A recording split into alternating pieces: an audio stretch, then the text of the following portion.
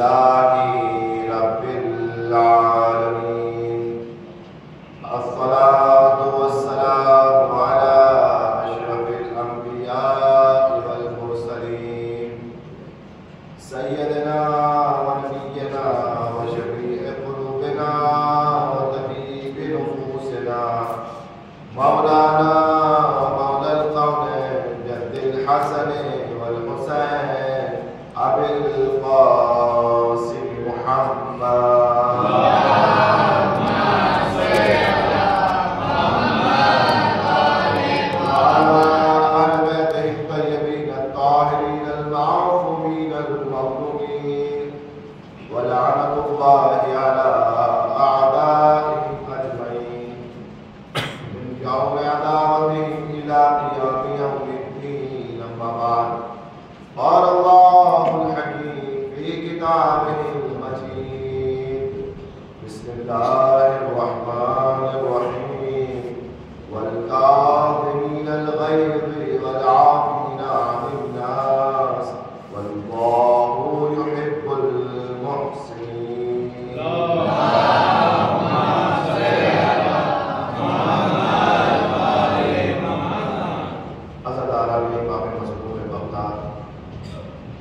آج 25 رجب المرجب 1446 ہجری اور یہ تاریخ منسوب ہے ہمارے مظلوم امام حضرت امام موسی کاظم علیہ السلام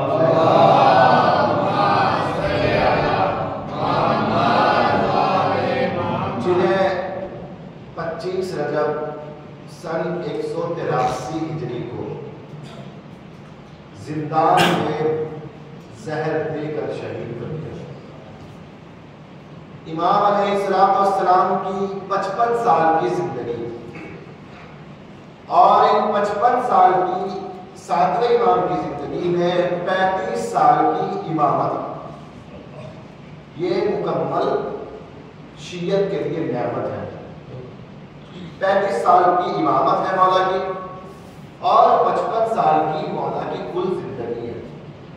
128 ہجری میں ولادت ہوتی ہے اور 183 ہجری میں امام کی شہادت ہوتی ہے۔ لیکن امام علیہ السلام کا دور اپنے بابا اور اپنے دادا کی امامت سے تھوڑا مختلف رہا ہے۔ اسی لیے عزیزان محترم میں نے جس آیت کی تلاوت کی آپ کی خدمت میں قرآن مجید کی وہ آیت حضرت امام موسی کاظم علیہ السلام کی فضیلت کو بیان کر رہی ہے۔ صلوات پڑھیں محمد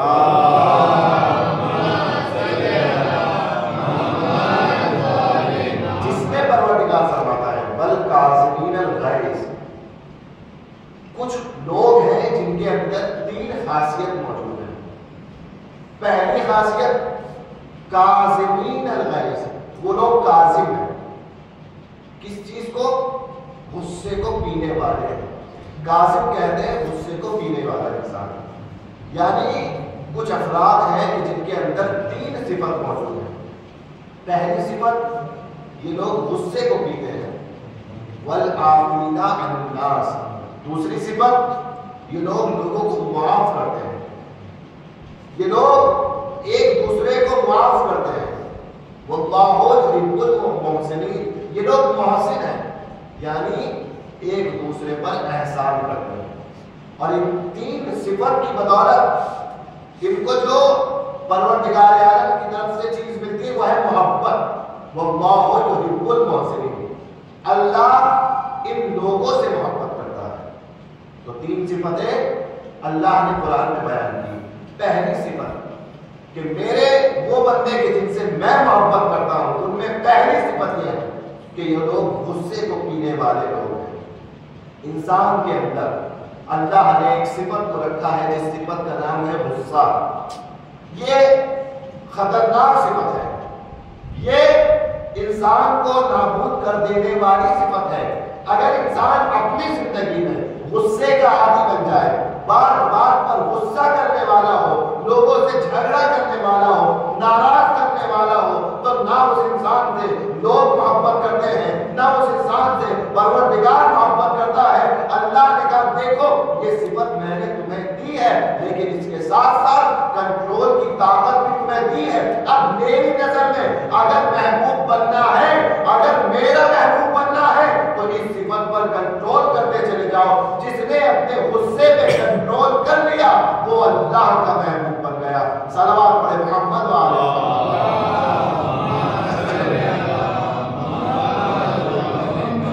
سلمان پڑھے محمد والے۔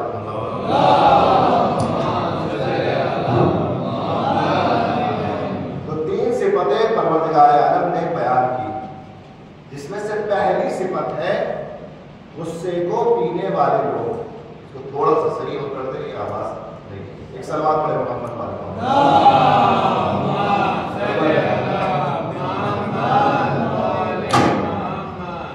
ایک اور سلمان پڑھے محمد والے۔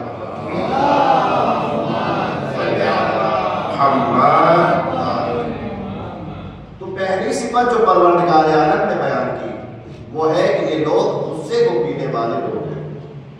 لیکن دنیا میں کسی بھی انسان کے اندر یہ صفت دیکھ لیجئے، لیکن اگر یہ صفت امام کے اندر دیکھیں گے تو امام کے اندر یہ صفت اتنی نمایاں نظر آئے گی کہ لوگ بھی امام کو کاظم کہنے لگے، غصے کو پینے والے۔ امام کا اصل نام موسیٰ ہے، جو امام کا نام رکھا گیا ہے وہ ہے موسیٰ، لیکن اتنا زیادہ اپنے غصے پر کنٹرول ہے امام کو کہ امام کو لوگ امام کاظم کہنے لگے کہ یہ امام ایسے ہیں کہ ان کو کبھی غصہ نہیں آتا۔ البتہ اس صفت میں افراط و تفریط ہے، غصے کی صفت میں نہ غصہ بار بار آنا انسان کے لیے اچھی صفت ہے، اور نہ غصہ ختم ہو جانا انسان کے لیے اچھی صفت ہے۔ دونوں چیزیں انسان کو پریشانی میں ڈال دیتی ہیں۔ اگر انسان کو غصہ بار بار آتا ہے تب بھی سامنے والے انسان سے پریشان رہتے ہیں کہ بھائی یہ ہر بات پہ غصہ کرتا ہے، کوئی بھی بات اسے کرنے میں ڈر لگتا ہے، اس پر اس کو غصہ نہ آ جائے۔ لیکن اگر غصہ ہی نہ آتا ہو تب بھی پریشان ہے معاشرہ، بھائی اس کو غصہ ہی نہیں آتا، اس کے سامنے کتنی بھی بے غیرتیاں ہوتی رہیں اور یہ مسکراتے رہتے ہیں اور یہ اس کو جھیلتے رہتے ہیں، برداشت کرتے رہتے ہیں، تو پتہ یہ چلا غصہ ایک ایسی صفت ہے کہ بعض موقع پر غصے کا آنا انسان کے لیے اچھا ہے اور بعض موقع پر غصے کا کنٹرول کرنا انسان کے لیے اچھا ہے۔ جب معاشرے میں زندگی گزار رہے ہو جہاں ایک دوسرے کو برداشت کرنے کی کیفیت انسان کے اندر ہو، وہاں بار بار غصہ کرنا غلط چیز ہے، لیکن جہاں ظالم سامنے ہو، جہاں بدکاری سامنے ہو، گنہگار سامنے ہو، غلط کام سامنے ہو رہا ہو، وہاں غصہ نہ کرنا انسان کے لیے بہتر نہیں ہے، بلکہ غصے کو کر کے دکھائے کہ میں ظلم کے خلاف ہوں اور میں گناہوں کے بھی خلاف ہوں۔ صلوات پڑھے محمد والے محمد۔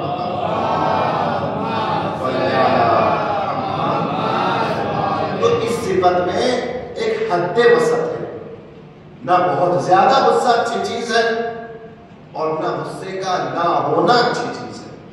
ایک کنٹرول میں کہ کہاں غصہ ہونا چاہیے اور کہاں غصے کو پینا چاہیے۔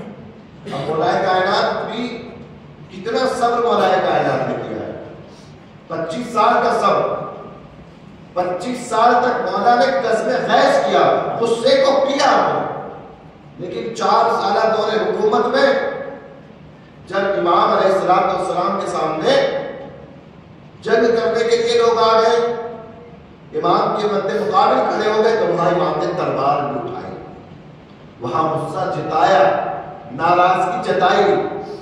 ہرگز ایسا نہیں ہے کہ مولا کائنات نے کبھی غصہ نہیں کیا، نہیں، مولا کائنات نے بھی بعض موقعوں پر غصہ کیا ہے، جس میں سے سب سے بارز مثال خطبہ شقشقیہ ہے کہ مولا نے اس خطبے کو اس عالم میں دیا کہ غصہ مولا کے اوپر طاری تھا اور مولا کے منہ سے جھاگ نکل رہے تھے، اتنا مولا غیظ و غضب میں تھے اس وقت۔ یعنی لوگوں کے معاملات میں اگر کسی سے غلطی ہو جائے، کسی سے کوئی جسارت ہو جائے، بھول ہو جائے، وہاں امام کاظم ہیں، غصہ نہیں کریں گے. لیکن دین کے معاملات میں اگر کوئی دین کو مٹانے کے لیے آئے, دین کو تبدیل کرنے کے لیے آئے, یہی کاظم امام وہاں پر اپنے غیظ و غضب کا اظہار کر کے بتائیں گے.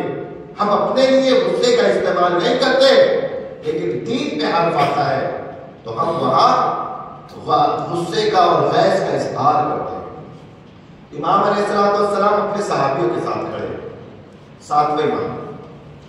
ایک شخص آتا ہے اور آنے کے بعد امام کو گالیاں دیتا ہے, اور امام کو بھی گالیاں دیتا ہے, اور امام کے جد مولائے کائنات کو بھی گالیاں دیتا ہے.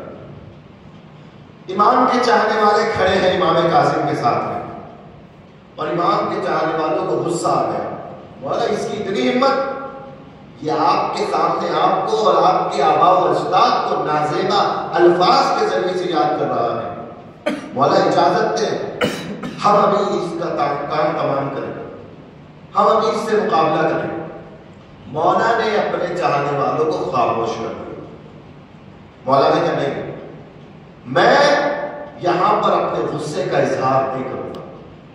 اب یہاں امام نے اپنی سیرت کو آگے دکھایا ہے.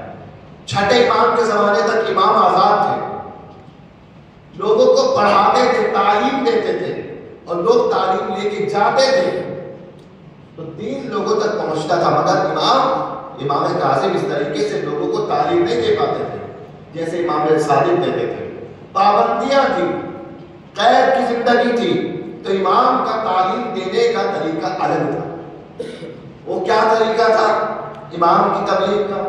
وہ شخص چلا گیا, اور جب وہ شخص چلا گیا تو امام نے اپنی سواری منگائی اور اپنی سواری پر سوار ہو گئے, اور اس شخص سے ملنے کے لیے گئے جس نے غصہ کیا تھا, جس نے امام کو نازیبا الفاظ کہے تھے. امام نے دیکھا کہ وہ اپنے باغ میں ہے اور اپنے باغ کی رکھوالی کر رہا ہے. امام اپنے گھوڑے کو اس کے باغ میں, اس کے کھیت میں اتار دیتے ہیں, اور اس کے کھیت کو اپنے گھوڑے سے روندتے ہوئے اس کے پاس چلے جاتے ہیں. وہ شخص چلاتا ہے, غصے میں آتا ہے کہ میرا کھیت کیوں روند رہے ہو, میرا کھیت برباد کر رہے ہو, گھوڑے کو باہر کھڑا کرو, سیدھے راستے سے آؤ. مگر مولا نے نہیں سنا. مولا نے اس کے کھیت کو روندا اور اس کے پاس چلے گئے, اور جب چلے گئے تو اب مولا گھوڑے سے اترے, اور اترنے کے بعد میں اب مولا علیہ السلام نے کہا کہ تو ناراض کیوں ہے؟ اس نے کہا میں ناراض کیوں نہ ہوتا, تم نے میرے کھیت کو پامال کر دیا, تم نے میرے کھیت کو روند دیا. کہا کیوں؟ کہا میرا نقصان ہو گیا ہے. مولا نے کہا پتا کتنا نقصان ہوا ہے؟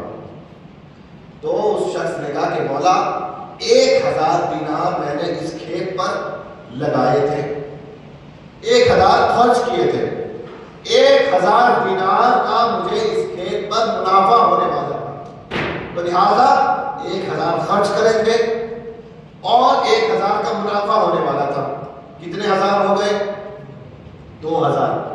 امام کو دینے کتنے چاہیے؟ کتنے دینے چاہیے؟ 2 نہیں دینے چاہیے. امام کو 3000 دینے چاہیے. کیوں؟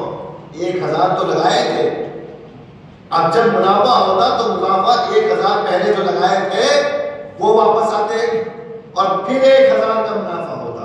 تو اس کا مطلب مولا کو 3000 دینے چاہیے. تو مولا نے 3000 دینار نکالے اور اس شخص کو عطا کر دیے, اور کہنے لگے لے, ابھی تجھے اس کھیت کی امید تھی, تجھے منافع ملا نہیں تھا, کچھ مہینے اور تو اس کھیت کی نگہداری کرتا, حفاظت کرتا, تو کچھ مہینے کے بعد تجھے یہ 1000 کا منافع شاید ملتا, شاید نہ ملتا, لیکن وہ منافع میں تجھے وقت سے پہلے دے رہا ہوں. یہ 3000 دینار لے اور اپنے کھیت کو دوبارہ سے تیار کر. مگر جیسے ہی اس نے مولا کی اس عطا کو دیکھا, اس سخاوت کو دیکھا, مولا نے اس کے کھیت کا معاوضہ بھی اس کو دیا اور اس کے گناہوں کو معاف بھی کر دیا.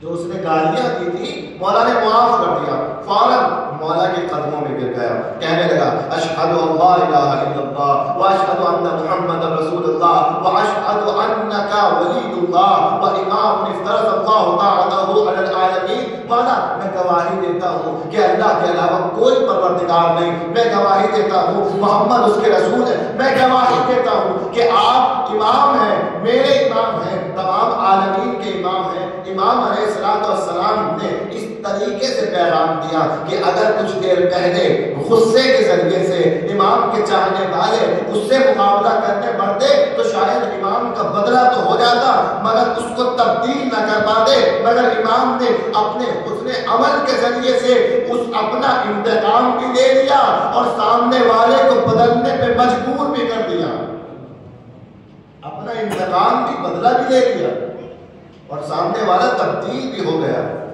لیکن ایک بات ہمارے ذہنوں میں باقی رہ گئی، جس نے بھی اس واقعے کو سنا ابھی دوبارہ اس واقعے کو تصور کریں اور سوچیں کہ اس واقعے میں غلطی کہاں پر ہے، اس واقعے میں ہماری نظر میں غلطی کہاں پر ہے۔ کہا غلطی یہاں ہے کہ امام نے اس کے کھیت کو روک دیا۔ ظاہر سی بات ہے کوئی انسان کسی کی ملکیت کو نقصان پہنچائے وہ کام مناسب نہیں ہے۔ کسی کی ملکیت ہو، میرا حق نہیں کہ میں اس ملکیت کو نقصان پہنچاؤں۔ مولا کی روش عجیب تھی، پہلے اس کی ملکیت کو نقصان پہنچایا اور پھر خود اس کو معاوضہ دیا۔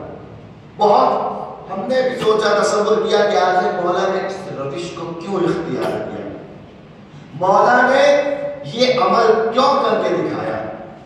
عزیزان محترم، اصل میں اس عمل کے پیچھے جو مصلحت تھی جسے ہم نہیں سمجھ پائے مگر وہ جس نے کلمہ پڑھا وہ خود اس مصلحت کو سمجھ چکا تھا۔ کیا مصلحت تھی؟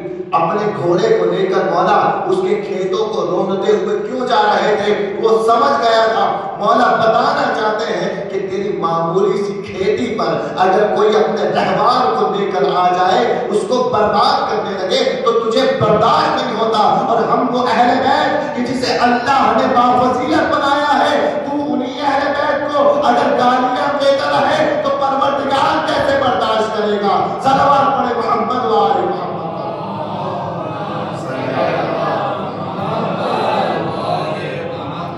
یہ وہی آئینہ ہے کہ جو مولا دکھا رہے ہیں کہ تو نے یہی کام کیا تھا، تو نے ہماری توہین کی تھی لوگوں کے سامنے، تو اپنے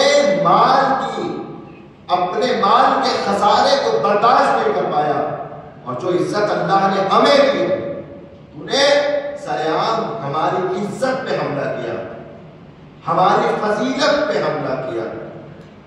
تو وہ سمجھ گیا کہ مولا بتانا یہ چاہتے ہیں کہ اگر معمولی سے کھیتوں کو روندنا انسان کے لیے مناسب نہیں ہے تو ایسے افراد کے جنہیں اللہ نے اہل بیت بنایا ہے، معصوم بنایا ہے، ان کی طرف نازیبا کلمات استعمال کرنا بھی انسان کے لیے نازیبا ہے۔ صلوات پڑھے محمد و آل محمد۔ یہ سیرت امام کی تھی۔ کاظم اسی لیے امام کو کہا گیا۔ ایک اور لقب بہت مشہور امام کا ہوا باب الحوائج، حاجتوں کا دروازہ۔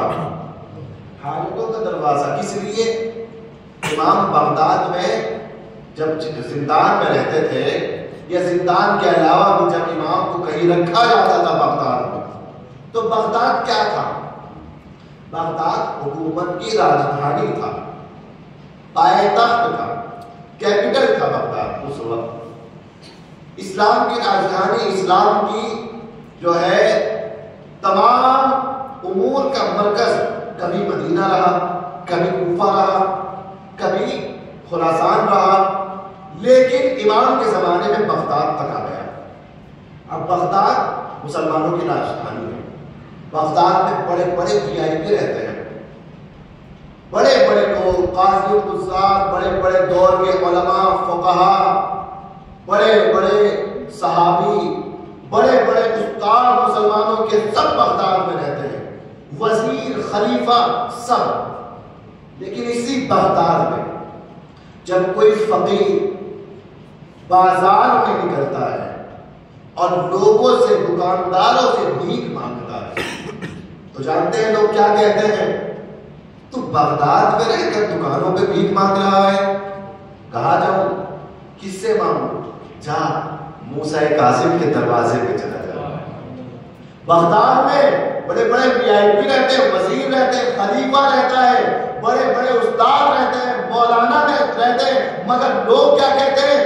تو دکانوں پہ بھیک مانگ رہا ہے، جا وہاں چلا جا جہاں سے سب کو عطا ہوتا ہے۔ یعنی امام موسیٰ کاظم کی سخاوت اتنی مشہور تھی کہ بازاروں میں کہاوت تھی کہ بازاروں میں نہ مانگ بلکہ دروازے موسیٰ کاظم سے مانگ، کہ یہ اپنوں کو بھی عطا کرتے ہیں، غیروں کو بھی عطا کرتے ہیں۔ صلوات پڑھیں محمد والے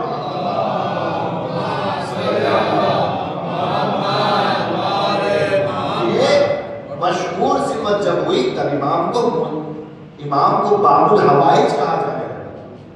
اسی لیے جب سوال تھا نا کہ کون سا امام باب الحوائج ہے، جس امام کے لیے لوگ باب الحوائج کے لقب کے معتقد ہو گئے تھے وہ امام موسیٰ کاظم تھے۔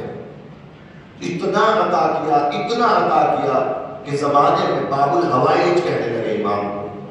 عزیزان محترم، دامن وقت میں گنجائش نہیں اور رات کی بھی مجلس انشاءاللہ آپ لوگ سنیں گے۔ بس آخری بات، امام کی سیرت سے بہت سی چیزیں ہمیں ملتی ہیں سیکھنے کو، مگر امام علیہ السلام کے لیے سب سے بڑی یہی بات تھی کہ جس طریقے سے امام باقر امام صادق نے مدرسے کھولے تھے اور مدرسوں میں بیٹھ کر ہزاروں شاگردوں کو پڑھایا کرتے تھے، مگر ستم ظریفی اور زمانے کی تبدیلی دیکھیں کہ اب 7ویں امام ہیں کہ جو مدرسے سے نکل کر باغ میں آ گئے ہیں اور ہاتھ میں امام کے اوزار ہیں اور امام باغ میں مزدوری کر رہے ہیں۔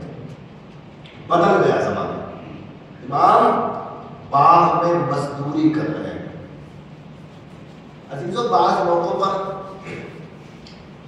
رائج ایک زمانے کا دستور ہے، بعض موقعوں پر آپ دیکھیں کہ ہمارے یہاں ہمارے اس زمانے کے علماء، اس زمانے میں علماء دونوں طرف سے لوگ علماء کو غلط کہتے ہیں، علماء کو غلط کہتے ہیں۔ مثال کے طور پر ایک یہ چیز دیکھی جاتی ہے کہ کوئی عالم دین مسجد میں خدمت کرتا ہے، نماز پڑھاتا ہے، قوم کی خدمت کرتا ہے، قوم کی خدمت کرتا ہے اور قوم کی خدمت کے عوض لوگ اس کو ہدیہ دیتے ہیں، مجلس پڑھنے کا ہدیہ، محفل پڑھنے کا ہدیہ۔ تو کچھ لوگوں میں یہ تفکرات آ جاتے ہیں، کچھ لوگوں میں یہ فکر آ جاتی ہے کہ مولانا جو ہے وہ دین کے نام پر بزنس کرتے ہیں، مولانا مجلس پڑھنے کا پیسہ لیتے ہیں، پیسہ مانگتے ہیں، مولانا محفل پڑھنے کا پیسہ مانگتے ہیں۔ یہ ایک نظریہ ہے۔ اور دوسرا نظریہ، اگر کہیں کوئی مولانا یہ کہیں کہ میں نماز پڑھانے کے ساتھ، مجلس پڑھنے کے ساتھ میں کچھ نہ کچھ معاشرے میں کام کروں، کوئی روزگار کروں گا، کہیں محنت کروں گا، کچھ اور ذریعہ معاش اختیار کروں گا، تو وہاں کچھ لوگوں کا نظریہ یہ ہوتا ہے کہ مولانا کو پورا نہیں ہوتا، مولانا دنیا داری میں اتنے آگے بڑھ گئے ہیں کہ بزنس میں لگ گئے ہیں، بزنس کر رہے ہیں۔ وہیں کچھ لوگ ایسے ہوتے ہیں جو مولانا کو ویڈیو بنا کے وائرل کر رہے ہیں، دیکھیے یہ مولانا صاحب ہے، یہ قوم کے پابند نہیں ہے، انہوں نے اپنی دکان کھولی ہے چائے کی اور یہ چائے بیچ رہے ہیں، اور قوم کہتی ہے کہ دیکھو کتنے خوددار ہیں، اتنے خوددار مولانا ہے، دیکھو یہ انجمن کے محتاج نہیں ہے، یہ چائے بیچتے ہیں مگر زمین نہیں بیچتے۔ عزیزیں، تعریفیں کرنے کا موقع نہیں ہوتا، یہ شرم سے سر جھکانے کا موقع ہوتا ہے۔ بعض لوگ سمجھ نہیں پاتے حقیقت کو۔ حقیقت یہ ہوتی ہے کہ جس عالم دین کو سر کا تاج بنانا چاہیے تھا، وہ عالم دین کہ جو نسلوں کو سدھار سکتا تھا، ہم اسے چائے کی دکان پہ دیکھ کے خوش ہو گئے، اس کی تعریف کرنے لگے، تو سمجھ لو معاشرہ آگے نہیں بڑھ پائے گا۔ کیوں؟ کیونکہ معاشرے نے اسے اس کا مقام نہیں دیا، اسے اس کا مقام نہیں ملا۔ یہی امام کاظم کے ساتھ ہوا تھا، جس امام کو بیٹھا کر پورے معاشرے کو چاہیے تھا کہ دین سیکھتے، شریعت سیکھتے، اسی امام کے سامنے زمانہ ایسا آ گیا کہ امام بعد میں مزدوری کر رہے تھے، مزدوری کر رہے ہیں بعد میں. یہ امام کی تو فضیلت ہے، لیکن یہ معاشرے کی پستی کی بھی دلیل ہے کہ تم نے امام کو اگر سمجھا ہوتا تو یہ امام بعد میں مزدوری کرنے نہیں آتا، یہ امام تمہاری نسلوں کو سدھارتا. لیکن اتنا سخت دور کہ اتنا علم امام جعفر صادق سے ملا مسلمانوں کو، مگر بے وفائی اس زمانے تک مسلمانوں کا مقدر تھی. آدھے سے زیادہ آبادی جو امام جعفر صادق کو مانتی تھی، امام موسیٰ کاظم کو ماننے سے انکار کر دیا. آدھی آبادی شیعوں کی کٹ گئی اور اسماعیلی کی طرف چلے گئے اور اسماعیلی ہو گئے. پوری دنیا میں آج بھی اسماعیلیوں کو دیکھیے آپ، اس زمانے میں غلطی انہوں نے کی، آج تک وہ لوگ پلٹ کر نہیں آ پائے اور اپنی ایک نئی فہرست اماموں کی بنائی. اسماعیل کے بعد داؤد کے بعد فلاں کے بعد فلاں، اور آج ان کا ایک امام زندہ ہے. کبھی کبھی وہ ممبئی میں آتے ہیں. تو یہ زمانہ کتنا بدلا. اتنی فضیلت چھٹے امام کی دیکھنے کے بعد بھی اپنوں کا پورا مجمع ساتویں امام تک نہیں آیا اور آدھا مجمع اسماعیلی ہو گیا، اور جتنا آدھا بچا تھا مجمع کچھ تقیے میں چلے گئے کیونکہ سخت ہو چکا تھا. بنی عباس کا دور، بنی امیہ چلی گئی، اب بنی عباس کی حکومت آئی. اماموں کے زمانے میں 12 امام تک 2 ہی حکومتیں چلی. پہلے بنی امیہ کی حکومت کہ جو کس سے شروع ہوئی؟ تیسرے خلیفہ عثمان سے شروع ہوئی، اور وہ بنی امیہ کی حکومت منصور دوالیقی تک آئی، چھٹے امام کے قاتل تک. اور اس کے بعد یہاں سے بنی امیہ کی حکومت ختم ہوئی، بنی عباس کی حکومت شروع ہوئی، اور امام زمانہ کے غیبت میں جانے تک بنی عباس کی حکومت تھی. اس کے بعد کی حکومتوں سے ہمیں کوئی مطلب نہیں ہے، لیکن جو بنی عباس کی حکومت کی ابتدا تھی، اتنا سخت دور ہو چکا تھا. آدھے لوگ امامت کا انکار کر چکے تھے امام موسیٰ کاظم کی، اور اس میں سے جو 50% بچے تھے آدھے، ان میں سے آدھے سے زیادہ تقیے میں جا چکے تھے.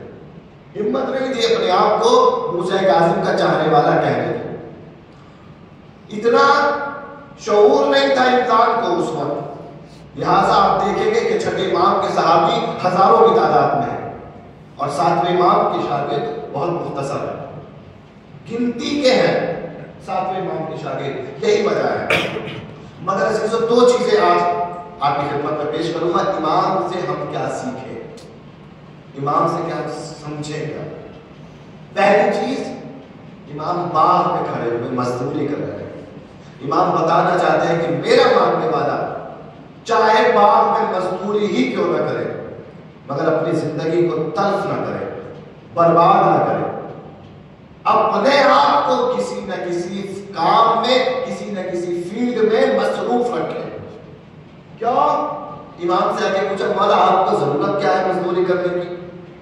ایک طرف تو اتنا پیسہ ہے کہ لوگوں کو بانٹا کرتے ہیں، دوسری طرف مزدوری کر رہے ہیں آگے تاکہ یہ اظہار ہو کہ آپ غریب ہیں، آپ کے پاس پیسہ نہیں ہے. مولا نے کہا نہیں، میں مزدوری کیوں کر رہا ہوں؟ اس لیے کہ اپنے بیوی بچوں کے لیے حلال رزق کمانا بھی اللہ کی عبادت ہے. اسی دوران اگر مجھے موت آ جائے، امام نے کہا اسی دوران اگر اللہ میری روح کو قبض کر لے، میرا شمار اللہ شہیدوں کے ساتھ کرے گا. کیونکہ اپنے بیوی بچوں کے لیے حلال روزی کماتے ہوئے اگر کوئی مر جائے تو اسلام کی نظر میں وہ شہید ہوتا. تو ایک تو یہ پیغام کہ جوان، نوجوان، ہمارے چاہنے والے اپنے آپ کو خالی نہ رکھیں، ایکٹیو رکھیں. اور دوسری چیز یہ سمجھے کہ امام ہم سے چاہتے کیا. جب امام زندان میں تھے تو امام سے 3 لوگ ملنے آئے اور دور ایسا تھا کہ امام کچھ کہہ نہیں سکتے. امام کچھ بتائیں کہ مولا ہم کیا کریں، آپ تو قید میں ہیں، ہم کیا کریں آپ کے پیچھے، ہمیں کیا کرنا ہے. مولا نے کہا خاموش رہو، ابھی مجھ سے کلام نہ کرو. وہ تینوں کھڑے رہ گئے، گئے نہیں۔ امام ایک کھڑکی سے تینوں کو دیکھ رہے ہیں، اور جو زندان کے اندر نگران ہے وہ امام کو دیکھ رہے ہیں کہ کہیں کوئی بات تو نہیں بتاتے تاکہ شکایت کرے خلیفہ کو، اور امام کھڑکی سے ان تینوں کو دیکھ رہے ہیں، چاہنے والے جو ہیں۔ اچانک سے امام نے ایک پتھر اٹھایا، مٹی کا پتھر، مٹی اٹھائی دے رہا، اس پر ایک لفظ لکھا جیم، اور یہ جیم لفظ لکھ کر امام نے ان تینوں کی طرف پھینک دیا۔ دیکھنے والے جو تھے اس نے یہ سمجھا امام دھتکار رہے ہیں، امام پتھر مار کے بھگانا چاہتے ہیں اس کو، لیکن امام نے جو اپنا کام تھا وہ کر دیا۔ یہ تین چاہنے والے، انہوں نے اس پتھر کو اٹھایا جس پہ لکھا تھا جیم۔ عزیزوں، چاہنے والا کون ہوتا ہے؟ آج شاید کوئی انسان اسے ایک گھنٹے کی تقریر سن کر بھی کوئی بات سمجھ میں نہ آئے، مگر حقیقی چاہنے والا جو ہوتا ہے وہ ایک جیم کو دیکھ کے سمجھ لیتا ہے مجھے کرنا کیا، مجھے کیا کرنا ہے۔ ان تینوں نے جیم کو دیکھا اور سمجھ گئے کہ مولا ہم سے کیا چاہتے ہیں۔ ایک نے کہا جیم سے جبل یعنی پہاڑ، وہ پہاڑوں پہ چلا گیا، آبادیوں سے دور زندگی گزارنے لگا۔ دوسرے کا جیم سے چلا وطن کو چھوڑ دو، تو اس نے اپنے وطن کو چھوڑ دیا۔ تیسرا جس کا نام تھا ابا وہب، اور جس کو زمانے میں کہا بہلول، اس نے سمجھا جیم سے جنون یعنی دیوانگی، تو بہلول نے اپنے آپ پر دیوانگی کو عارض کر دیا۔ زمانہ بہلول کو دیوانہ کہنے لگا، مگر دیوانہ کیوں کہنے لگا؟ اگر دیوانہ نہ بنتا تو بہلول نہ رہتا۔ امام جعفر صادق کے زمانے میں بہلول بہت بڑا فقیہ تھا، عالم تھا، امام صادق کا تربیت شدہ انسان تھا۔ بہلول کے علم کا مقابلہ نہیں تھا کسی میں، لیکن ساتویں امام کے زمانے میں بہلول دیوانہ تھا۔ لوگوں کی نظر میں بہلول پاگل تھا، مگر یہ دیوانگی امام کی طرف سے تھی، یہ دیوانگی امام کے مطابق تھی۔ کیونکہ اگر صحیح ہوتا تو کچھ کہہ نہیں سکتا تھا، تقیہ میں زندگی گزارنی پڑتی، لیکن تقیہ کرنے سے بہتر اس نے اپنے آپ کو دیوانہ بنانا سمجھا کہ اسی دیوانگی میں یہ امامت کے پیغام کو پہنچا بھی دیتا تھا اور کسی کو شک بھی نہیں ہوتا تھا۔ صلوات پڑھے محمد و آل محمد پر۔ دیکھو روایت کہتی ہے کہ بہلول اگر دیوانہ نہ بنتے تو پھر ہارون رشید اسے بہلول کو قاضی بناتا، عدالت کا قاضی بناتا، اور پھر بہلول سے دستخط کراتا امام حسین کاظم کی شہادت پر، جیسے امام حسین کے زمانے میں ہوا کہ دستخط کرو کہ امام واجب القتل ہے۔ بہلول نے کہا اس سے پہلے کہ مجھ پر یہ وقت آئے میں اپنی عقل کو چھوڑ دیتا۔ دیوانے بن گئے، مگر دیوانگی میں کتنے بڑے بڑے مسئلوں کو بہلول نے حل کر دیا۔ کبھی گفتگو کریں گے تو پتا چلے گا کہ بہلول نے کتنے بڑے بڑے مسئلوں کو حل کر دیا تھا۔ ایک مرتبہ جا کر خلیفہ کے تخت پر بیٹھ گئے، خالی دیکھا بیٹھ گئے، جب لوگوں نے دیکھا اتار کے بہت مارا، بہت پیٹا، خلیفہ آ گیا، کہا کیوں مار رہے ہو، بیچارہ دیوانہ ہے، چھوڑ دو اس کو، چھوڑ دیا۔ مگر بہلول وہیں بیٹھے بیٹھے رونے لگے۔ خلیفہ تخت پر بیٹھ گیا مگر بہلول رونے لگے، روتے رہے۔ کچھ دیر بعد خلیفہ نے پوچھا کیا تمہیں بہت مارا ہے، اس لیے رو رہے ہو کہ بہت مار پڑی ہے؟ تو کہنے لگے نہیں، میں اس لیے تو رو ہی نہیں رہا کہ بہت مار پڑی ہے۔ کہا کیوں رو رہے ہو؟ کہ میں اس لیے رو رہا ہوں کہ میں ذرا سی دیر کو بیٹھا تب اتنا پیٹا، تو روز بیٹھتا ہے تو کتنا پیٹتا ہوگا۔ لیکن یہ دیوانگی میں ہنسنے والا جملہ تھا، لیکن ہارون سمجھ گیا کہ بہلول بتانا کیا چاہتا ہے۔ بتانا یہ چاہتا ہے بہلول کہ میں ذرا سی دیر کو ناحق کسی کے مقام پر بیٹھا تھا، میں اتنا پٹا ہوں، اور تو ناحق کسی کے مقام کو غصب کر کے حکومت چلا رہا ہے۔ ذرا سوچ ہارون، قیامت میں تو کتنا پٹے گا، خدا تیرا کیا حساب کرے گا۔ یہ بہلول دیوانے نہیں تھے، یہ تھے ساتویں امام کے شاگرد۔ تو دیکھیں کیسے امام کاظم نے اپنی امامت کے مقصد کو آگے بڑھایا۔ یہ تھوڑا سخت دور امام پر آیا، آگے اور اماموں کے لیے دور سخت ہوتے چلے گئے۔ عزیزان محترم، بس میں نے آپ کی زحمت کو تمام کیا۔ امام علیہ السلام نے بہت ساری چیزیں پیغام شیعت کو پہنچائے ہیں، جس میں سے ایک چیز ہے دعائے جوشن صغیرہ، یہ جو ساتویں امام کے ذریعے سے ہمیں ملی ہے۔ لہٰذا امام کی اس دعا کو بھی پڑھیں، خاص کر دشمنوں کو زیر کرنے کے لیے۔ اگر دشمن سے خطرہ ہے تو ساتویں امام نے دعائے جوشن صغیر کی تعلیم دی ہے کہ دشمنوں کے مقابلے میں دعائے جوشن صغیر پڑھیے۔ یہ دعا وہ ہے کہ جب امام زندان میں تھے اور امام کو پیغام بھجوایا گیا کہ کچھ ہی دن میں آپ کو قتل کرنے کا ارادہ ہے، مولا آپ کو قتل کر دیا جائے گا۔ مولا بے چین تھے، رات میں جب سوئے تو خواب میں رسول خدا آئے اور آنے کے بعد کہا کہ اے میرے بیٹے موسیٰ کاظم، ابھی وہ وقت نہیں آیا ہے، لہٰذا جب بیدار ہونا تو اس دعا کو پڑھنا، یہ دعا تمہیں دشمن کے شر سے بچا لے گی۔ امام نے دعائے جوشن صغیر کو پڑھا۔ حکومت نے اپنا فیصلہ بدلا کہ امام کو دوسرے زندان میں قید کر دیا جائے، مگر ابھی قتل نہیں کیا جائے۔ مگر امام پر کتنی مصیبتیں آئی۔ امام سجاد 1 سال قید رہے۔ کتنے مسائل سنتے ہیں آپ امام کے؟ کتنے مسائل سنتے ہیں؟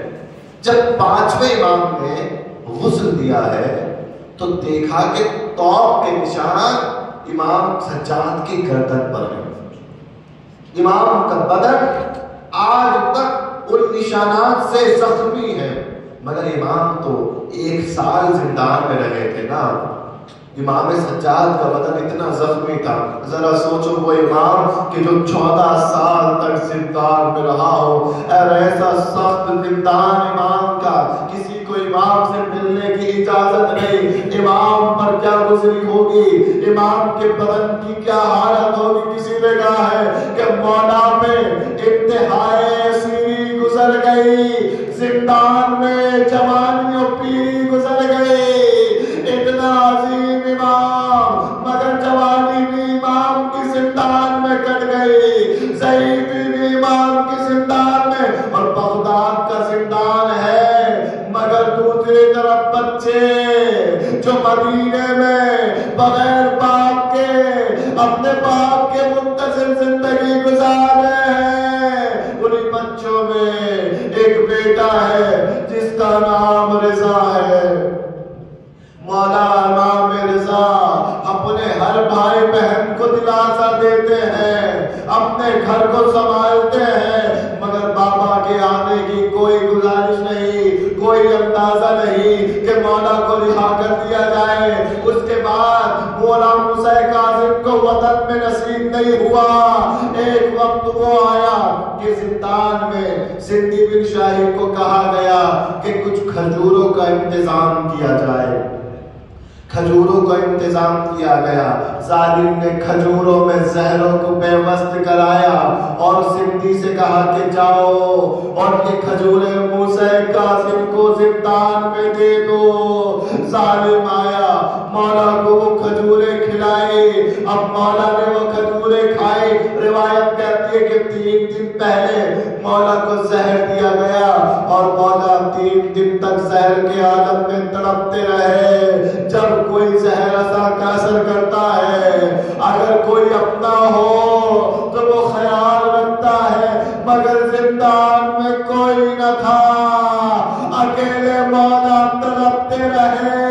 یا یوں کہو ادھر زندان میں موسیٰ کاظم تڑپتے رہے، ادھر مدینے میں رضا تڑپتے رہے۔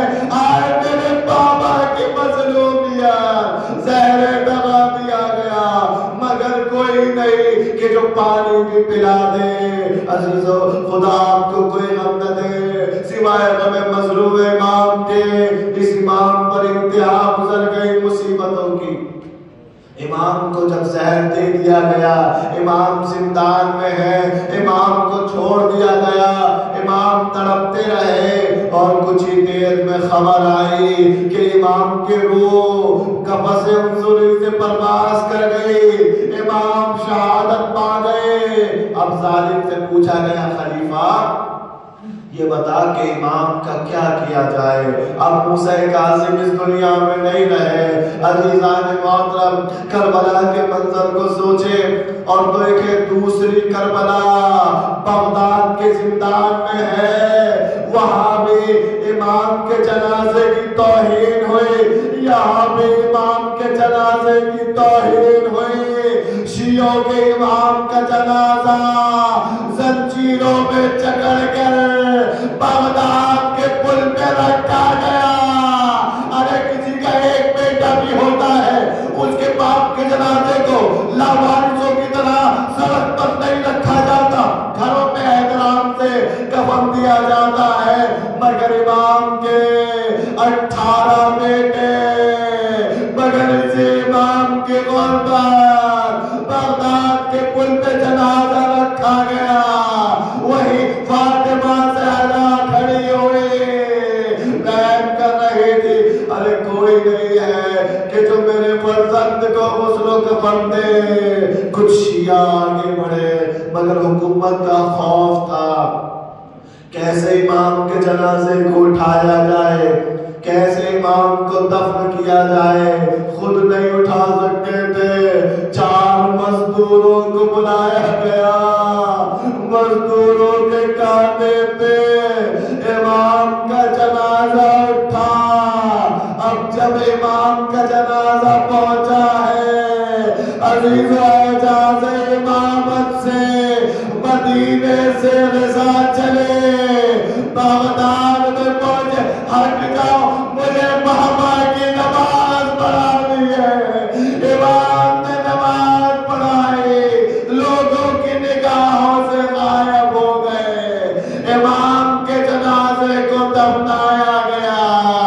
عزیزو امام نماز پڑھا کے چلے گئے، مدینے میں سارے بچے پریشان، سارے بچے بے چین کہ آخر ہمارے بھائی رضا کہاں ہے، رضا کہاں ہے۔ عزیزو ان بے چین بچوں میں ایک بیٹی تھی جسے اپنے باپ سے بھی محبت تھی، اپنے بھائی سے بھی محبت تھی، معصومہ قوم۔ ایک مرتبہ جب بھائی کو آتے ہوئے دیکھا، گلے سے لگا لیا، بھیا کہاں چلے گئے تھے ہمیں چھوڑ کے؟ اب جب بھیا کے گلے میں دیکھا، شان اعظم کو دیکھ کر بہن سمجھ گئی، اے بھیا ارے کیا ہم یتیم ہو گئے۔ امام نے کہا ہے معصومہ بابا کو مارا گیا، بابا کے جنازے کو میں بغداد میں دفن کر کے آیا ہوں، اے